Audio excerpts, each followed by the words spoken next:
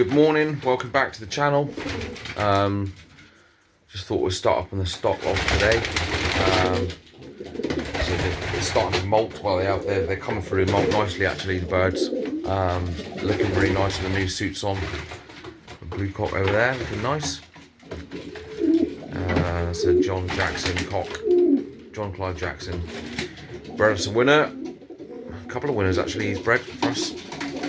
Very happy with him. But they're all looking nice. So there we have it.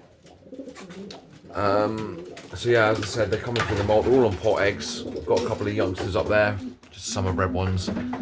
They are going to a friend that's going to be starting racing in a couple of, well, hopefully next year. He's getting a loft sorted out, and I'll put a word into his ear to join Barn Coos Club, because he'll be moving up that way. So to join Barn Coos, or well, yeah, to avoid the others. To join Barn Coos, more membership in the Cornish Combine, the better. So they'll be good for his stock. He's got a few of our pigeons, but bred him some nice youngsters. Those youngsters are from the the grandson of Blue Veil Az, half brother to a Combine winner, and a granddaughter of Whit Dirk and Princess 19.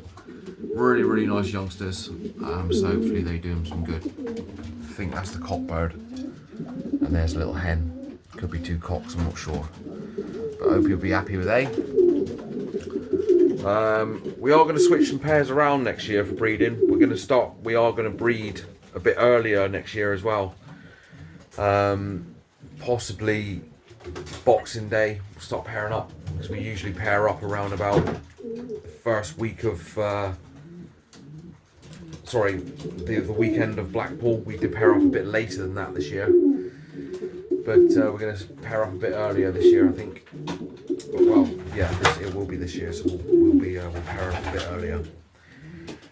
The Jansen hen will be coming back into the stock ranks. She's on loan at the moment to a good friend Aaron Naismith up in York. He's got some of the best Beaver Dam Jansens in the UK, if not the best. We sent RN up there with him just to do a bit of co-breeding, and he's had a couple of rounds out of her. And the wonderful thing is, absolutely fantastic. We were over the moon about this. So he bred 4 for himself and put 1 on the road, and that one pigeon was sent to the first race, and it won the club. So better birdage down here as well. So congratulations to Aaron.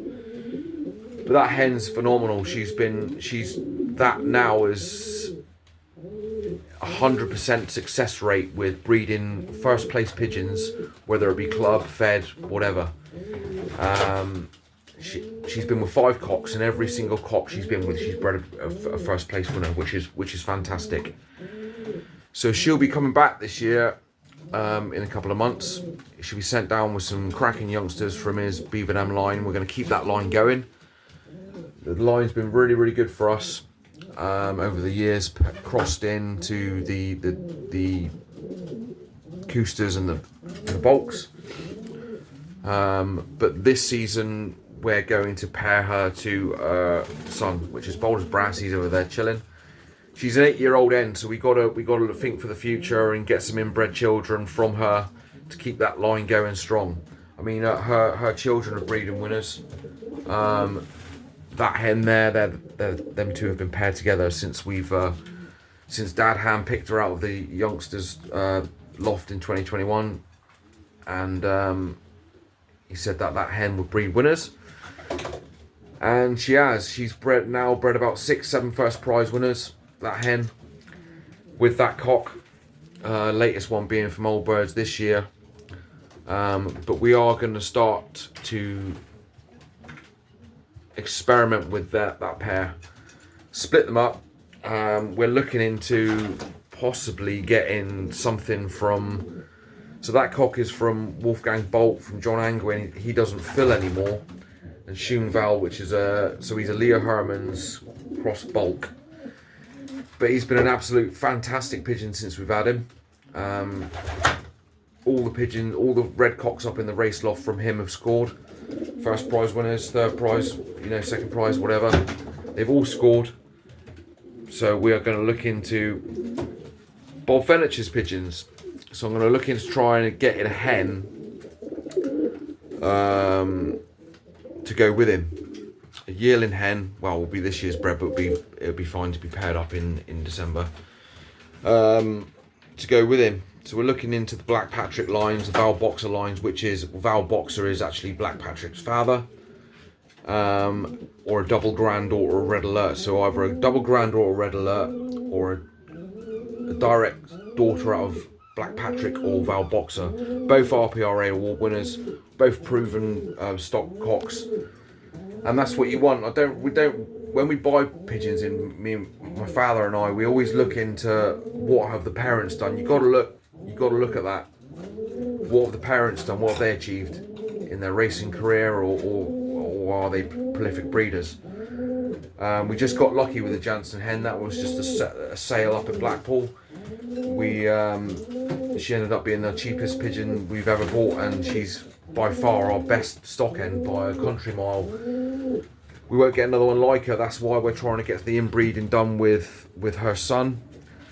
But we are going to tinker around. We'll probably put that hen that he's with, which is the dark checker hen, which is down there, and pair her to the dark checker cock, which is, I think he might be out in the aviary. He's behind me. No, he's out in the aviary. So dark checker cock from Clive and John Jackson. He's also bred a fed winner for us. There he is. He's over there. He's a lovely cock bred. He's a grandson of New Euro Dark Debbie. He's proven. And pair him to the dark checker hen that's paired to the mealy pie cock. I mean, we could keep them together. They could keep breeding very good pigeons, but I'd like to tinker around with them this year maybe. We're undecided, but we'll see. That cock's been really good for us since we got him from John Angwin. He's the direct son of Hades the Unseen. Fantastic pigeon he is. He's paired to that hen there. We are bringing in a couple more pigeons this season from Clive and John Jackson. A direct daughter of Grizzled John, and he's paired to Diamond Queen, which is a UNC winner of 5,000 odd birds. See, that's how we look at it. We're basically bringing in pigeons that are proven breeders, and the parents are either, basically proven prolific breeders, or they've raced really well and they've bred winners also. So if the parents, one side being a UNC winner, the other side Grizzled John, breeding pigeons that have won prolifically with big birdage in Europe and in the UK. But we're happy with our stock. Obviously, we've had some cracking pigeons off of Clive and John Angwin also. We've also brought a couple in from Tracy and Ronnie Nicklin, and they've all done very well. Even that hen from there from Mickey Collins, she bred a fed winner.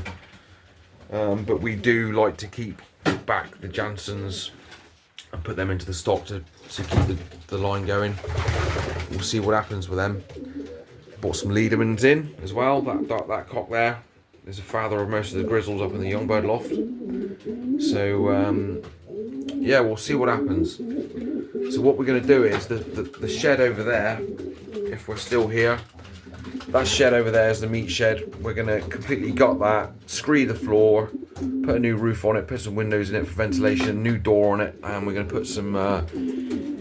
put an individual breeding pen in there, and we're going to get the Widowwood hens in there as well, individually boxed, because the Widowwood, we aren't racing roundabout next year. We'll be racing Widowwood cocks. So there we have it for the stock loft. I'll just go and talk about the youngsters and tell you what's been going on with them. So as you can see, they've been training this morning. It wasn't a very good toss at all. It was a bloody stinker. So we took them up to 16 mile this morning, just over 16 mile, and we let the first team go. They were straight out gone. The second team veered off to the left a little bit and done a U-turn and went back. So they went in the right direction then. Came home and all the first team pigeons were in, but there wasn't a second team bird to be seen, not one pigeon. And it was about 45 minutes before we seen one, and they were coming in dribs and drabs. This is really early this morning as well. Coming in dribs and drabs. We're missing 5 birds. One of them is a hen that we raced last year. It's an older hen, but we just stuck her in there for a bit of education to go with the youngsters. Not that they need it now, it was just for the first couple of tosses, but we kept her in there. She's missing. We're missing 2 grizzles and a mealy cock. And that was the last pigeon we seen was about 45 minutes ago. So they got whacked into for sure. There's no other explanation for it. They've been coming very well from training. The reason why we haven't raced the past couple of weeks is because we had a bit of a setback with the youngsters. They had a touch of respiratory, and with respiratory you got to give the lung tissue a rest. So we didn't train them at all. Just kept the door open, just to, if they wanted to come out, they could come out. But we could just tell that they weren't right. They were lagging a bit. So no training for a week. Got them treated, and yeah, got them back on the road. They've been coming very well apart from today. Today's been a right stinker, so we've left the trap open today. Well, we have been doing that for the past few weeks because we've been getting hit by the hawks quite regularly. So we keep that trap down just in case there's any latecomers. Put a bath in there for them this morning when they come back, fed them. But obviously they're still coming. As I said, the last pigeon was 45 minutes ago. But it seems to be the norm now. This has been the worst year for hawks, for us, for sure. If it weren't the sparrowhawk terrorising the youngsters, we kept them in for a couple of weeks, didn't we? And waited for the hen sparrowhawk to go down on eggs because she's not much of a problem then. And the male sparrowhawk is too small to take down a pigeon. They'll have a go, but they don't. I mean, the hen sparrowhawk was massive, and she was coming here on a daily basis, fattening up for sitting. And then we got them on the road, and then we used to train 6 o'clock in the morning with no issues at all. It was always very good, 6 o'clock in the mornings or last thing at night. Say last thing at night, it was after work, we'd take them up. After work's a no-go now, because the traffic's been bad with holiday makers, and the fact that, oh, there's another one turned up. Come on then. Come on then, come on. That's another one. That's 40. That's been gone for 4 hours. There's another one back. It's shocking, it is. It really is. So, as I was saying, that we used to take them 6 o'clock in the mornings, not a problem at all. But now, for the past few seasons, we've been getting hit all the time. Doesn't matter what time you take them. It's because the massive numbers that are being bred every year by these, I would love to swear, but I've just got to keep my language at a bare minimum, by the peregrines, and they're killing the sport. They really are. And it's just, you know, it's disheartening when you put all the work and effort into them and they're just getting smashed into. But that is one back. I don't know where it's gone now. Anyway, so we'll put a bath in for them, and there's definitely one of ours. Yeah, it's over there, flying around. Probably skittish still. There's no racing on today, so it's definitely one of ours. Anyway, and I've seen an orange clip ring on it. There it is. Come on, Ed. Come on. Come on. Anyway, I'll end the video. So hopefully, fingers crossed, we'll see some more, and we'll see you next week on the live. It'll be our first race. Obviously, like I said, we got setbacks from getting them tested for treated for respiratory. But if we had taken them and put them on the lorry, then we would have lost a lot of them. So yeah, we wouldn't have done that. So we got them treated, gave them a rest, and then got them back on the road. Anyway, so thanks for watching, and hopefully you're all having a good racing season, guys. And we'll see you next week, hopefully. Enjoy your pigeons. Take care.